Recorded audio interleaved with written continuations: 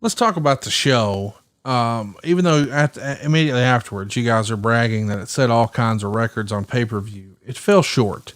It was down 15% from WrestleMania 10, but the gate was $750,000, which is like double what WrestleMania 10 was. And in fact, it's the seventh largest gate in America. So huge numbers here.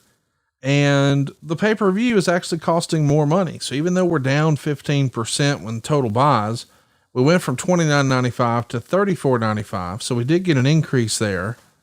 Do you remember being disappointed that all this mainstream publicity and press didn't translate to the number of buys you'd originally hoped? I think it was a little disappointing, but at the same time, there was, we temper our expectations because looking at LT's appeal outside of the New York market, you had to be realistic about it. And yes, he was a badass football player. He was beloved in New York. But badass football player doesn't translate to the rest of the world. That's an American sport. Right. Yeah. But I mean, LT was enough of a celebrity beyond that we kind of hoped it would. But at the same time, we all kind of had all right, this is going to be good for us. This is going to get a lot of outside media and different eyeballs on us. And to that, it did. Was it as big as we hoped? I don't think so.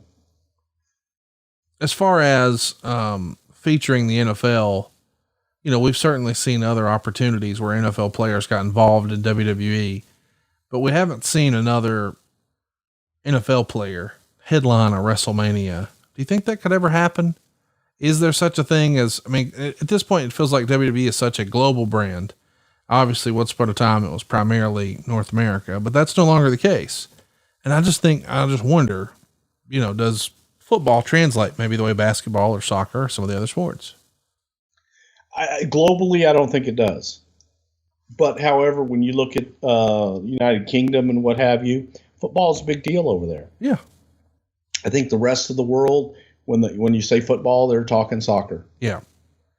So it doesn't necessarily translate unless it's a Tom Brady or, Peyton Manning, somebody like that.